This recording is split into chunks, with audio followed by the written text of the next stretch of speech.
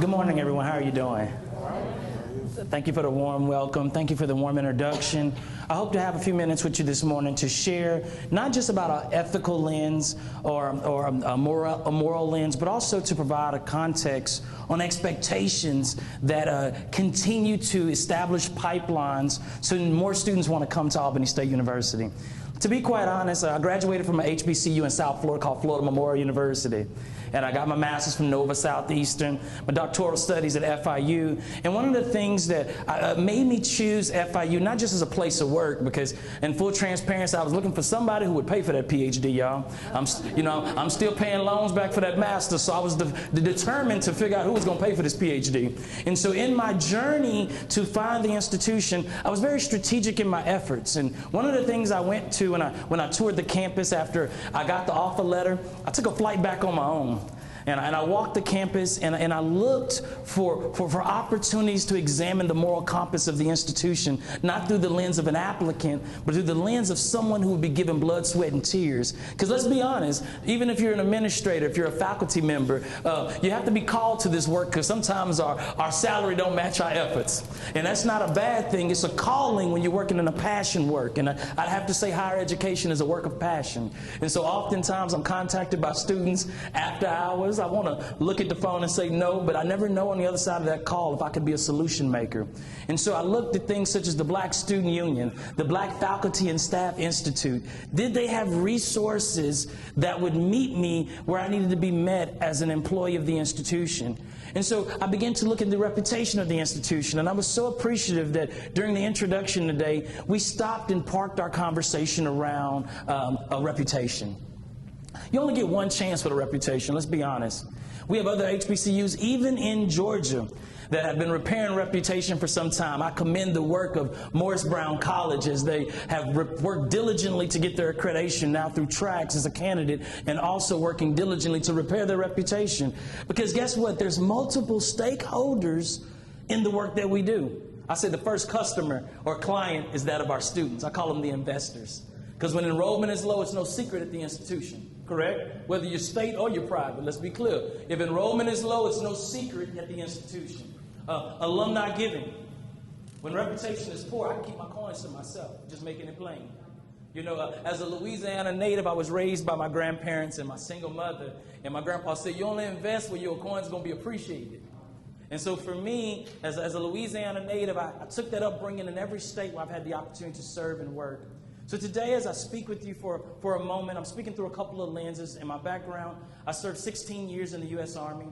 I deployed 3 times to Iraq, once to Afghanistan. Thank you so much. During my last deployment, I sustained a gunshot injury in my abdomen that forced me to be medically retired, and I entered my career into higher education. But one common denominator that I noticed is no matter which way my career took me, leadership remained steadfast.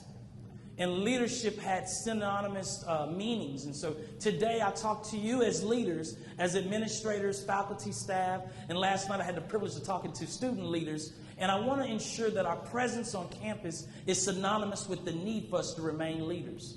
And so as we remain leaders, I want to have a conversation centered around an ethical ascension.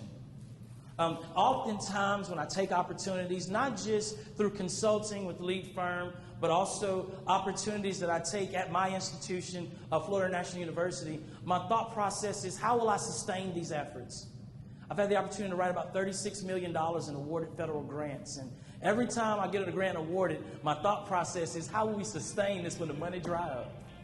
How will we sustain this when the money dry up? In fact, that's the conversation my president has with me quite often. While I love the fact that we got this grant, will this program sustain post-grant performance? And so I often think through sustainment. And then the last thing I think about is ascension opportunities. No one wants to be in the same place doing the same job forever. And in fact, at our institutions, what I notice is we'll wear multiple hats. So while you may not find a new opportunity, there's always new responsibilities within your opportunity. How can we do those ethically as well? So the term that I want to park myself at today is shortcuts. Shortcuts tend to reduce stress in the moment. Shortcuts can tend to look easier at times. But what shortcuts tend to do is they create habits that transition into behaviors. And so oftentimes what was a shortcut in the now created a behavior that now multiple individuals will now follow our steps. I didn't know this, but when I finished my bachelor's degree, I was super excited, y'all, because I was a non-traditional student. And for those who've never had a chance to meet my mom, a single mother raising 4 kids by herself, anytime somebody's walking across the stage was more of an accomplishment for her than it was for me. She reminded me of that when I walked off to let me know the diploma's hers, the tassel's hers, and she would even love to take the robe home if she can too, right? And so for me, I knew then this accomplishment was much bigger than myself. I've stepped in and served as a father figure for my nephew, put him through school at Kennesaw State University with some strict guidelines. I'm dropping you off. We're taking these pictures. You got your matching garbage can, your rug on your dorm floor. But in 4 years, I'm coming back with an expectation to read your name in a program. And it better be a program saying you graduated and not a eulogy. It better be a program saying you graduated and not a police report.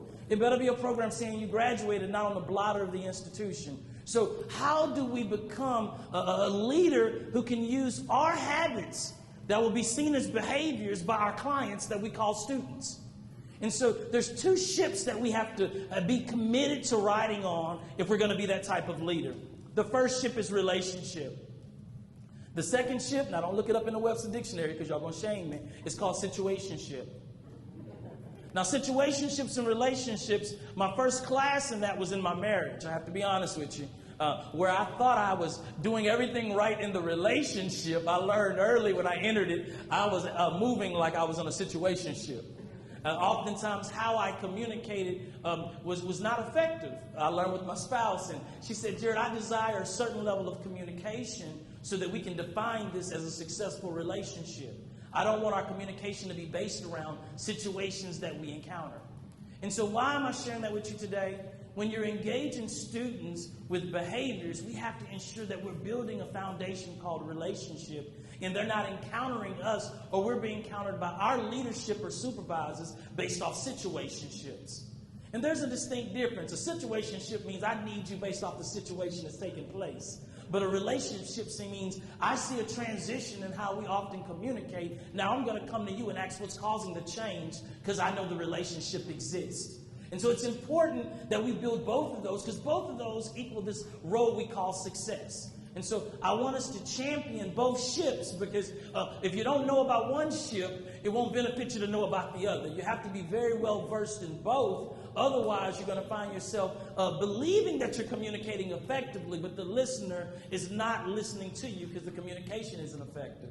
And so I found it very important that the 6,000 plus students that we serve at this institution, we have to be the example of a behavior that's ethical for them to take those traits from us.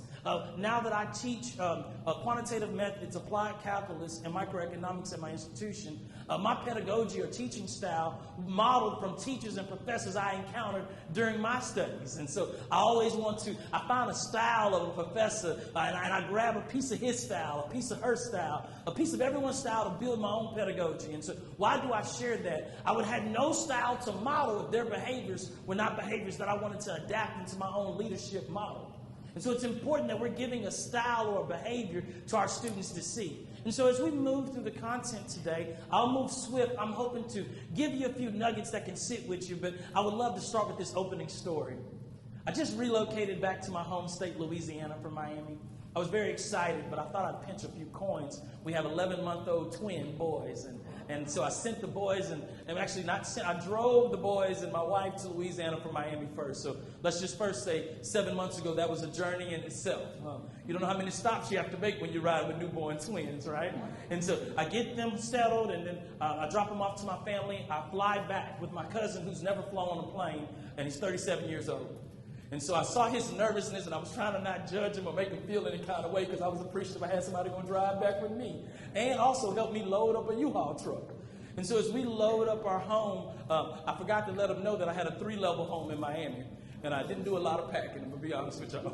And so he gives me the look when we pull up, like, is this the house? I'm like, I'm sorry, brother, but I need you bad.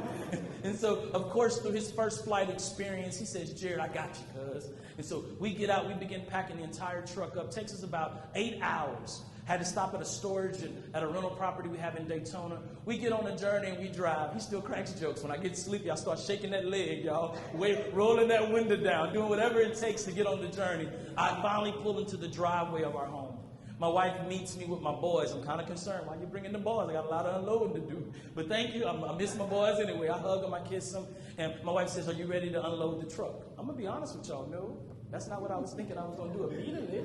But you know I didn't say it out loud. So of course, babe, I'm ready to unload. She said, I'm going to run by the stove, but I need you to stage the pictures because I definitely don't want these walls just white and bad. I'm looking at her like picture hanging is what's important after 16 hours of driving. But I understand. I want to keep the peace, you hear me? And so for Jared, what do? I commence to pulling out my tool bags. And as you know, when you have tool bags, you feel confident with that. Everything you need is in the bag.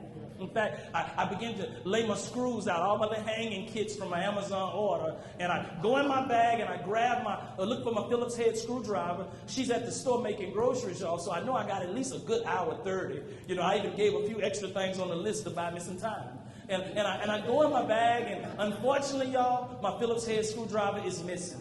And I know I got more than one Phillips head, so guess what, y'all? I'm frustrated. I blame my frat brothers in my mind borrowing my tools and never bringing them back. You know, I'm so frustrated. I said, you know what? What can I do? I get a flathead screwdriver because it'll get the job done. Let's keep it real, y'all. I couldn't find my flathead. Oh, now I'm big mad. And I'm a little embarrassed, too, because I'm thinking, now what am I going to do? She want a picture hung up, and I want to get, it's a point system when you're married. Y'all can testify to it. And so I was trying to keep my points high. And so for me, y'all just going to laugh me down. Hold on.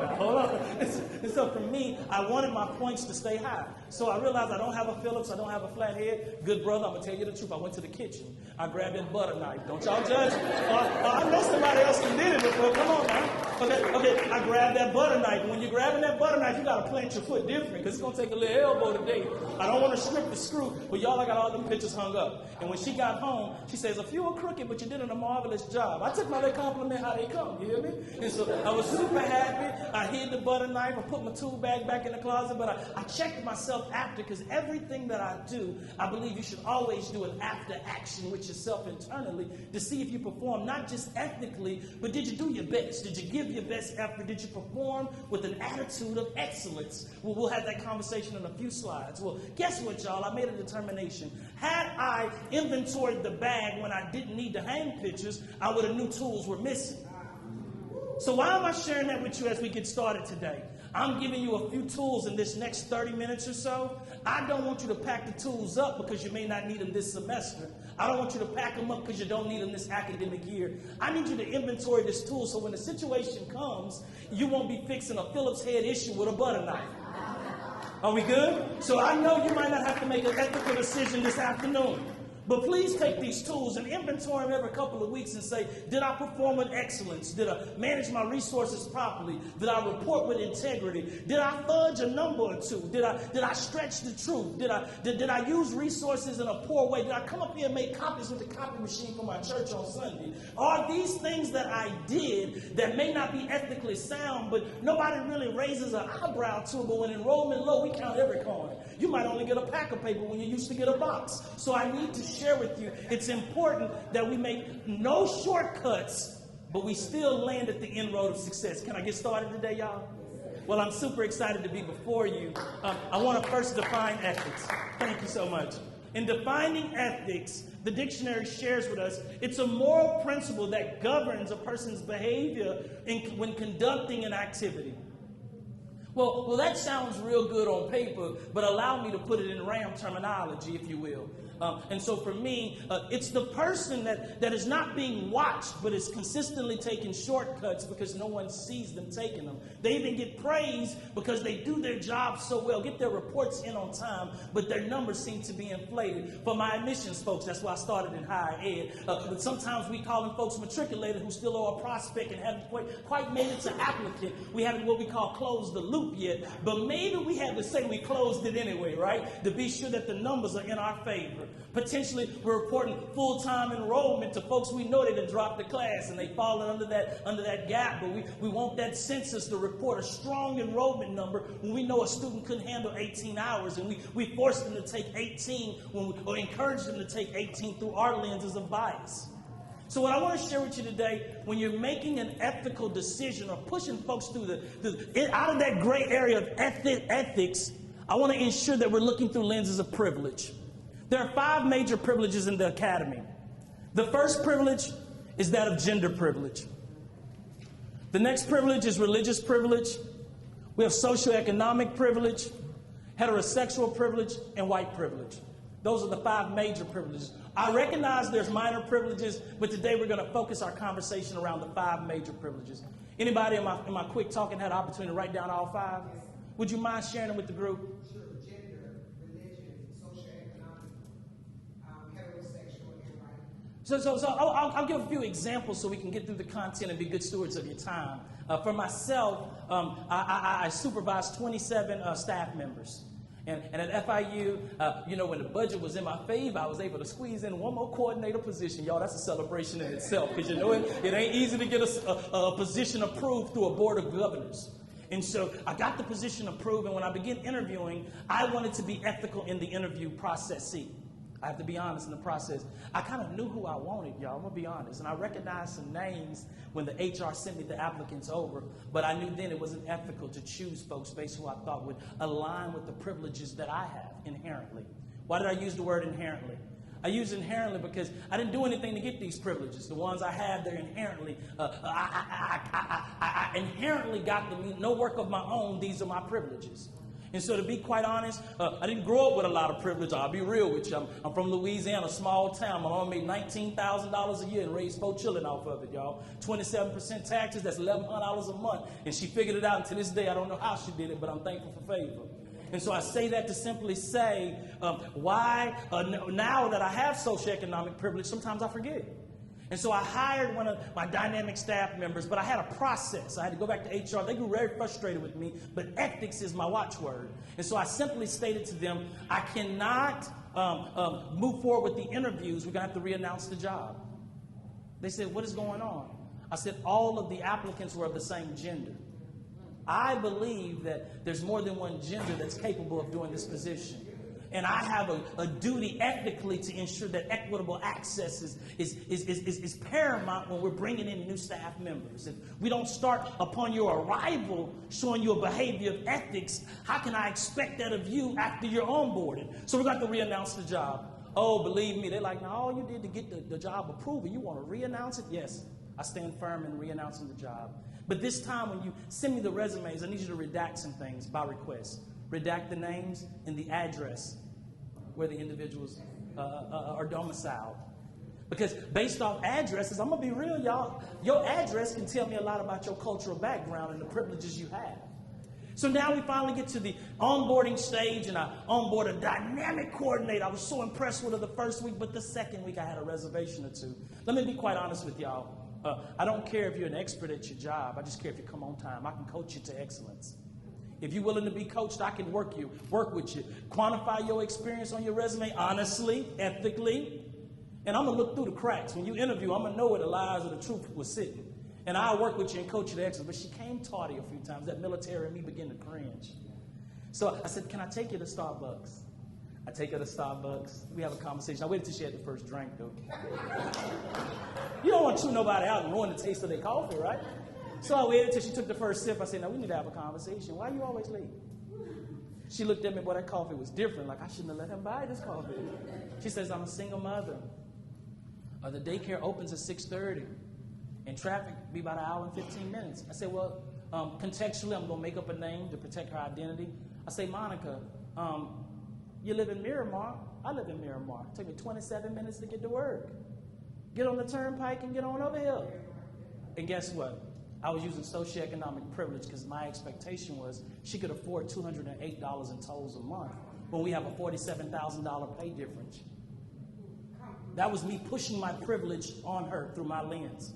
So I got to my desk. I ain't gonna lie, I felt some kind of way about what I did. So I went back to her and said, Monica, can we have another conversation? I apologize.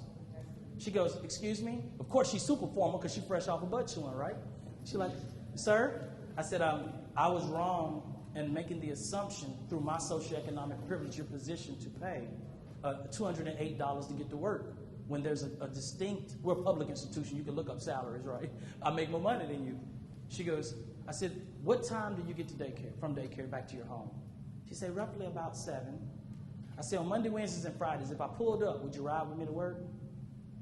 She goes, I said, now I get it. Who want to ride with their boss to work? Heck, I would. I said, so I give you the deal. We don't have to talk about work, and if you want to nap the whole time, I'm cool with it. How's it look now? She said, are you serious? I'll take it. I said, I'm going to blow the horn, but I got a disclaimer since you said yeah. I listened to 12 minutes of trap music, 15 minutes of gospel, and 3 minutes of silence. Are we going to be okay?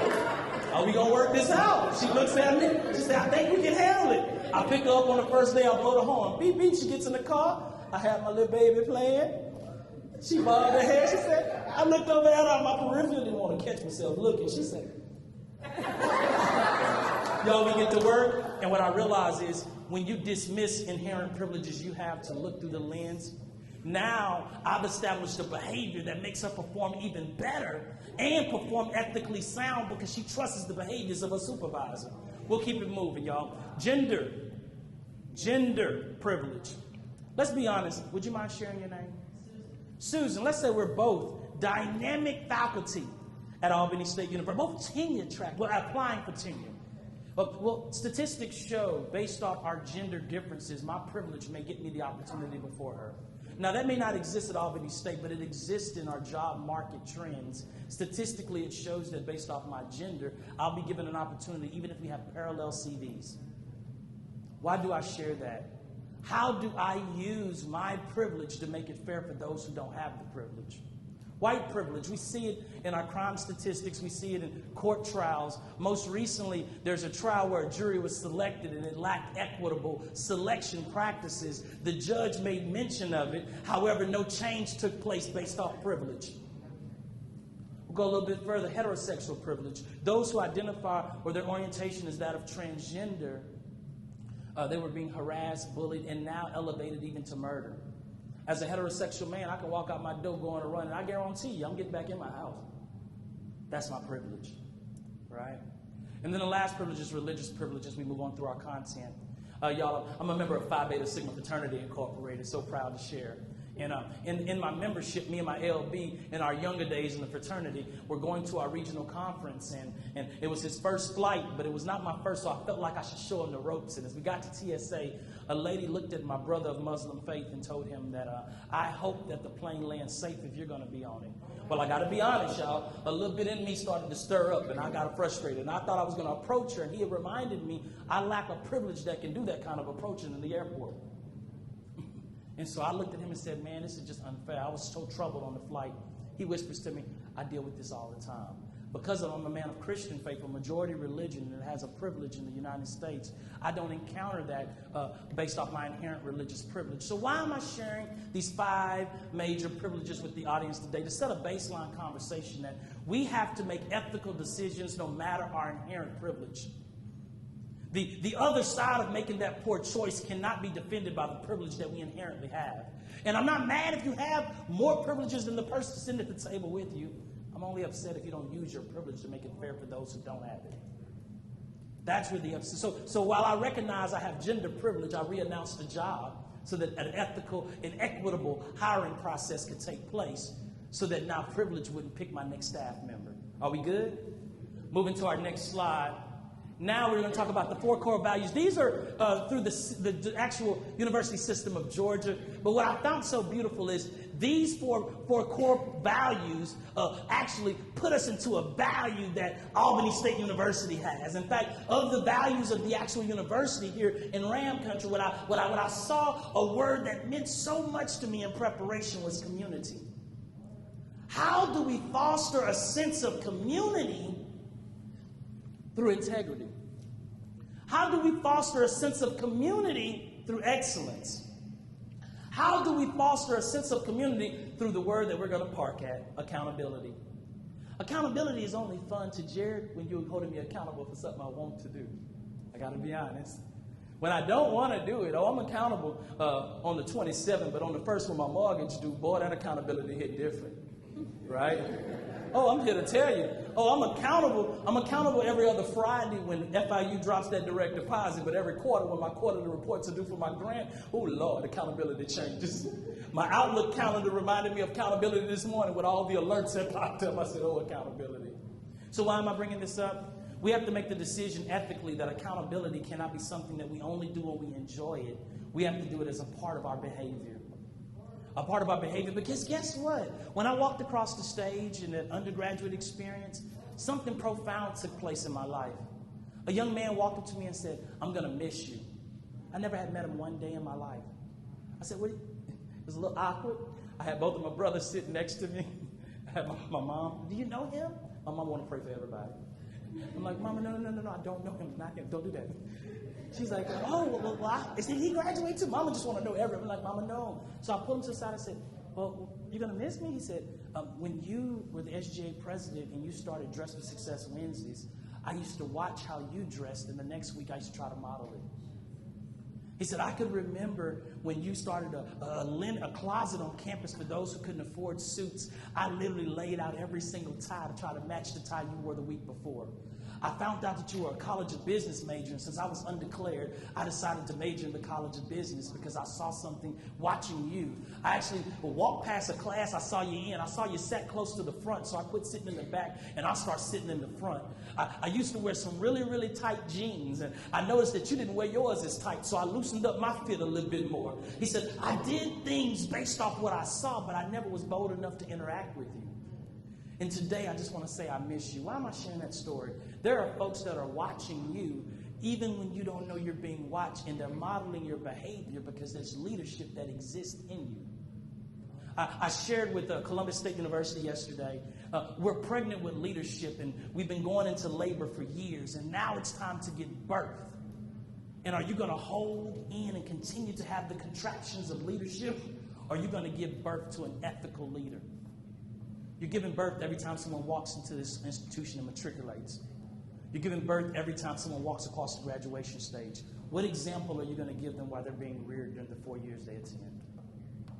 It's important that we have that conversation.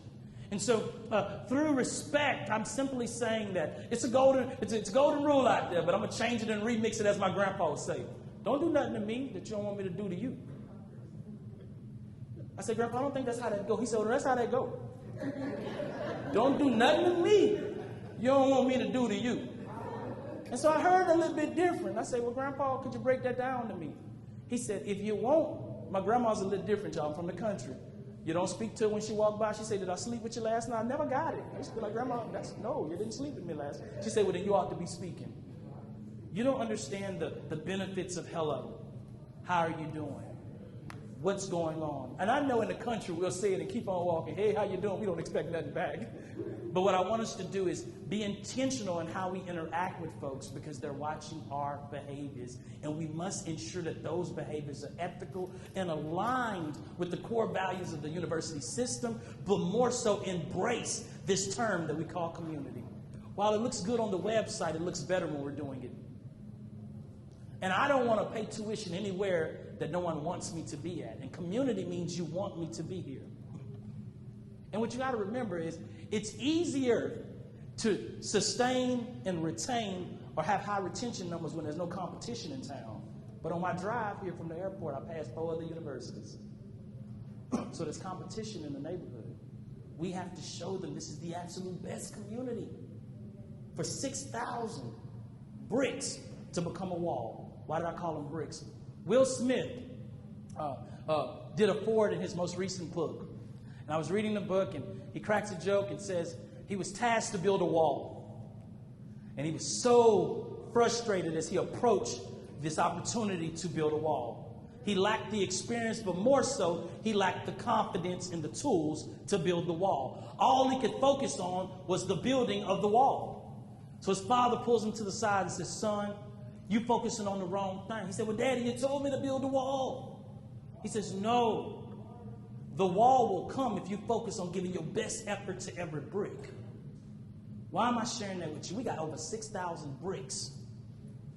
And it's our job to build a wall that's going to help them enter into workforce and make ethical decisions that they saw us make on a day-to-day basis. Because no matter what, there's one thing on their resume that won't change. They received their learning, they received their intellectual insight, they received their diploma, the degree from Albany State University. So while we're worrying about the reputation in this brick and mortar, I want us to focus on the reputation that's going on these resumes and CVs as we produce products to impact our global workforce. We must ensure that we operate with integrity, excellence, accountability, respect to foster a great community. It's important that we discuss cognitive dissonance. While it has a bunch of syllables, it means something very simple. We know the right thing to do because we all get the policies. But are we doing the right thing? In fact, cognitive dissonance simply centers around knowing the right thing to do, but choosing to take the shortcut anyway. Y'all, I was tempted with a lot of shortcuts in my life, I'll be honest. With socioeconomic lack of privilege, there was many times where a shortcut to making earnings so that I could have things that my constituents had growing up that I never got to experience. But I always noted that my siblings and family members who took that shortcut always had to walk a little bit different than me. In fact, I could always walk with my head focused on where was next, where they had to walk looking over their shoulder, hoping they didn't get caught. And so I share with you, there is a joy and an excitement with the consistency of knowing that ethics is a part of my daily activities and not a tool that I park in a bag only to inventory when needed. So we're going to take this roadmap and then we'll be almost done, y'all. The first thing I want to talk about, these things actually align with the ethical policy of our university system. I'm not going to talk about them all in detail, but I'm definitely going to touch on a few that I think are very important. Intellectual property. And I'm going to say it in layman terms, and then I'm going to advance the pedagogy to the room's competence. Don't be publishing something that don't belong to you, no. Don't be owning something that don't belong to you. Don't be saying something without citing who it belonged to. Because the examples that you set are being watched. So it's important that we don't implement and enforce APA citations only in the classroom. We own that into our own intellectual practices as well. Not just through our publications, but also through our work. Let me share with y'all. When I was in graduate school, I learned a hard lesson. You're going to get a lot of group assignments, but the whole group ain't going to participate. But when you get in front of the professor, everybody in the group want to over-contribute. And you tend to know who didn't contribute to the pre-work because that's the person who wants to talk the most in front of the professor. I have a specialty. It's called side-eye. I give you the best one if you do that to me. And so what I want to simply share with you is I've issued a bunch of side-eyes when I was getting my graduate degree, brother. And so I simply say to you, it's important that intellectually we let the ownership belong to the person it owns, give them the credit, but we move forward because that research can benefit us all. We just need to say where you got it from. And if you're publishing it, it's okay. Guess what? Force folks to give you the credit you deserve as well. It feels good to, I'll be honest with you, I set a goal 2 years ago to publish a book. I published a guide. About 4 months after, Amazon and Barnes & Noble called me to cut me a few coins from the publication, and I realized that we had sold 16,000 copies in 2 months. I went to Jackson State to I tried to buy a piece of Nelia so when my children grow up, they don't have to choose my alma mater, but they're going to somebody's school. So I'm building this little tough box at the house of all the schools I speak at. So as they grow up, they have some T-shirts. If they don't never wash the car in it, you're going to be introduced to college and every opportunity Jared gets with you, right? And I fought in war for you to get this GI Bill. You better go get this college. And so what I'm simply saying is I was in the bookstore in Jackson State and saw my book. Y'all, that told me up different. And just being quite vulnerable with you, the only book I read K through 12 was the Bible. I didn't read a lot growing up, and nobody forced me to do it. The grandfather that was my father figure didn't have a high school education. He taught me how to fish, taught me how to hunt, taught me how to be a good, solid country man. But he did not tell me books was important because all the book he knew to read was the Bible as well. And so when I got in college, I had a bit of a disadvantage, in full disclosure. But to be able to write one and sign the inside and say that I made it myself, boy, that thing had me sitting good, yeah. I was so happy. I got in the car. I had a few tears in my eye. I turned the air conditioner on because I tried to see if my eyes were sweating. But in full honesty, it was an exciting moment. So had somebody tried to sell that thing off and say it was theirs after all the blood, sweat, and tears I put in it, beyond ethics, now you've also robbed me of my intellectual efforts. We can't do that and call ourselves institutions of higher learning. The next thing I want to talk about is resource stewardship. While I did crack a joke earlier about printing maybe your church programs on Sunday, I'm only saying it because it happens. I'm only saying that ink that you bought for your department that made it to your office at your house. I'm mentioning it because it happens. The supplies that you ordered for yourself and also some of your in-laws and kinfolk, I'm saying it because it happens. You know, the continuous parking without paying your parking fees when that was built into the budget of the institution, that happens. Why am I sharing with you resource stewardship is so important? Why y'all think tuition go up? These lights still have to stay on. So if you rob the resources, somebody else got to bring the resources in. All of us can't write grants, right? And so every time that you are challenged to be a good steward of resources, I want you to consider the fact as I walk out the office and don't turn my lights off, maybe that's going to be a tuition increase, not in the now, but in the later, for somebody who's a first-gen college student who badly cleaning and clearing their balance right now, and now you adding a few more niggas to their bill. Resource stewardship is important. I have a conversation with my staff all the time. Please be a good steward of these resources. I'm very generous with our budget allocations, but when you can't be a good steward, don't have the conversation about your increase at the end of the year. Because your increase was in that paper when you printed 14 copies and you only needed one. You know, the increase was in them highlighters I saw you put in your bag and take home. The increase is when you didn't scan your ID card, but you walked through the caf and gave a what's up and kept on going to go eat the food knowing that you didn't pay for your lunch today. Resource stewardship. So when we're having that conversation and renewing that contract with catering services, and they showing us that the numbers don't blur right, I'm thinking about all them folks who walked past and said what's up and still ate, knowing that they didn't pay their lunch bill. Resource stewardship. Also, I want to talk about this last one. See something, say something. We say that too often, right? But let's be honest, that's a perfect world. We live in a world where oftentimes reprisal is not uncommon, it's more common than not. Where whistleblowers are not protected. Where those who see wrong, now your write-ups are going to become to increase because I'm going to micromanage everything you do because you decided to be the person who told. We have to break that culture if we're serious about serving a community that traditionally had no place to be educated before land-grant institutions were formed. If you ever struggle with the why, I want you to dig deep on why HBCUs exist. That's my challenge. That's my challenge when I serve institutions that are historical black college universities. I remind myself immediately that this land-grant institution was here for a purpose. And previous to that purpose, folks who looked like me couldn't even get this kind of education. So how are we going to keep those resources? So have conversations, intentional conversations, relationships with your staff, and make your subordinates feel comfortable acknowledging when we can change to be better stewards of resources that are in our departments. So what does that mean? I'm talking to supervisors right now.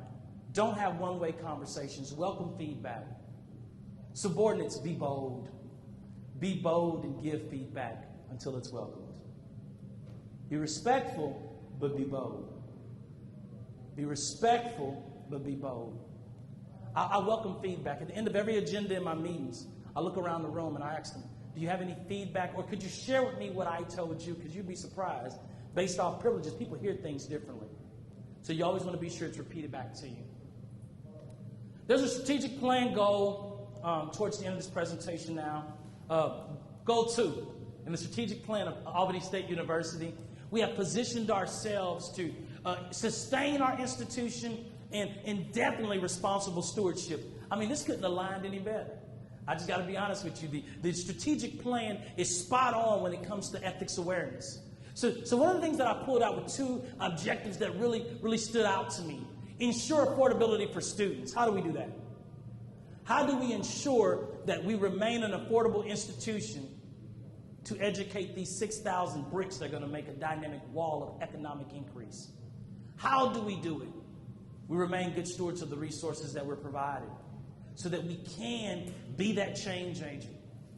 Expand the university resource base by cultivating new avenues of funding. You can't get a new avenue when your reputation is tainted. Nobody gives where they don't think you're a good steward. So how do we market the good stewardship? How do we celebrate and not park ethics awareness in one of 52 weeks, but we use this week to be a baseline or a framework for the other 51 weeks of the year? We champion it because I believe that Albany State is much greater than an institution of higher learning. We're a community. And so it's important as a community and community members, we remind ourselves of the strategic plan that your university president ensured align with her vision as your leader. It's important. Ensure affordability for students, being great stewards of our resources, and ensure that we cultivate new avenues by protecting and safeguarding our reputation by making ethical decisions. That's important. I'm closing now, and in my closing, I think it's always important that we end with a strong laugh, right? So 6 years ago, when I began doing this work as a consultant, and I decided to change my responsibility level, I was assistant vice president of student affairs and enrollment management at Florida Memorial University. And I transitioned to FIU for a lighter responsibility load so that I could really focus on this work that I love to do with Lee Firm. And so as I transitioned into this work, I'd be lying to you if it started off really great, y'all. It's a definite saturated consulting space. When I first bought plane tickets, whatever ticket I could get off Expedia is the one that I got. No respect to the airplane. If it was going to get me there, I was going to get there, right? Well, something changed one day as I walked on the plane and noticed somebody sitting in the exit row looked a little more comfortable than me. To be quite honest, y'all, I just didn't become 5'5". I've been short my whole life. And so this leg room that I desired was not leg room that I needed, but leg room that I wanted. You know how it goes. Sometimes we got wants that ain't really aligned with our needs, right? And so what Jared did is I finally got me an exit row seat, if you don't mind. And, as I was getting to the airport desk to check in, they shared with me I have to be over 16. And I looked at a few grays in my beard and said, I think I passed that test. They said, are you willing and able in the event of an emergency to assist others? I believe I passed that test. And I said, yes. And as those who know me well, I'm sometimes a little tardy to the party. So, of course, I had to pick up my pace with my little carry-on. The wheels weren't even touching the ground, y'all. I got to the TSA, and I scanned my ticket, and they went beep, beep, beep, and I grew very nervous because the beep, beep, beep had me so nervous because, that's airport sounds. What's going on? They shared with me in that moment that the beep, beep, beep means that I am an exit row seat person. And would I be willing and able in the event of an emergency? I said, yes. I know the question already. Yes. Super happy about my little seat, you hear me? I got to the check-in at the gate and scanned through another beep, beep, beep. Now, my nerves still bad, but I was super happy. Until the lady says, well, I'm that. Yes, I am ready to help. I get on the plane, y'all, and I'm sitting just like I'm sitting here, you hear? And I sit down, and I put my headphones in my ears and my chin to my chest. Because my legs real short, I even lean. I know y'all ain't gonna laugh at me. I leaned down real low because I wanted to get all the leg room I paid for. And I'm sitting there, and the lady asked me, sir, I have to hear you say yes after I give you the brief. I said, yes. She said, not yet. And so she says, her brief was a little bit different, though. She added more to it. She says, the row will begin to light up to take you to the nearest exit. She gave me some hand gestures as well. I got a little excited and said, I got responsibilities. She says, in the event oxygen becomes a challenge, a mask will fall from the top. Put yours on first before you help somebody else. In fact, that thing even sat with me different. Like, hold on now, I ain't signed up for all this. I just want leg room. She says, and if we have to get folks off, I need you to commit to helping me get them out and helping us open the exit door and assisting folks. Y'all, I jumped out of airplanes for the Army. I didn't like it then. I don't like it now. So I'm thinking in my mind, if it get bad, y'all better figure this out. I just want a leg room. But for me, I realized she wasn't going to take a no, and I wasn't going to be able to keep my seat. So I had to say yes. I said it. I don't know if I meant it, but I sure enough said it. I said yes. Yes, I'll do it. And y'all, in my yes, she quit talking to me about it. So I said, I passed the test.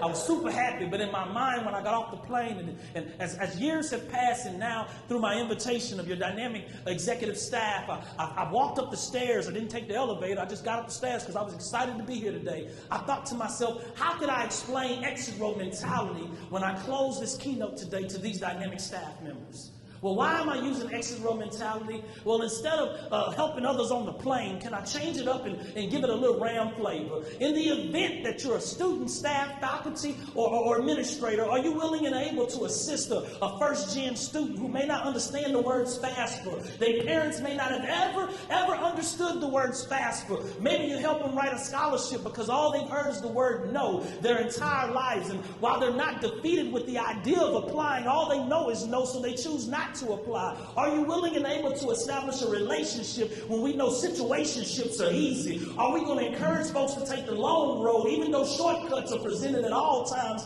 and that path seems to be an easier path to walk? Are you willing and able to be an example through your habits and your behaviors, not when folks are not watching, but when folks are watching too? Will you be an example when it's time to do a report and the numbers are not going to be in your favor, but through integrity, you tell them I can get it to excellence if you just allow me to report the truth today? Will you listen to your subordinates when they're frustrated and welcome feedback and criticism so that we all become excellent and not bully them with the fear of reprisal? See, I'm telling you, I don't need a yes, but I need a commitment that we're going to be exit row mentality leaders through not just 1 week in ethics awareness, but are we going to be exit row mentality leaders to elevate Ram country to the next level so that we don't become an option for students, but become the only choice because they want to be affiliated with excellence? There's 6,000 bricks that are waiting to build a wall, and the only thing that can be our obstacle for this wall to be built is unethical conduct. I'm sharing with you today that I believe we can be ethically sound, be great leaders, and continue to elevate our nation's best workforce through Albany State University. It's been a pleasure. Thank you for the invitation, and thank you for your attention.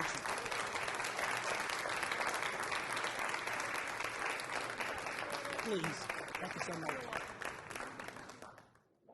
Thank you so much for such a timely message. I think there are lots of nuggets to take away, and the question is, are we going to be an exit row employee, helping someone, helping that first-gen student, like you said? So we just want to present you with a gift from Albany State University and tell you thank you so much for an awesome presentation today. Thank you again. Thank you.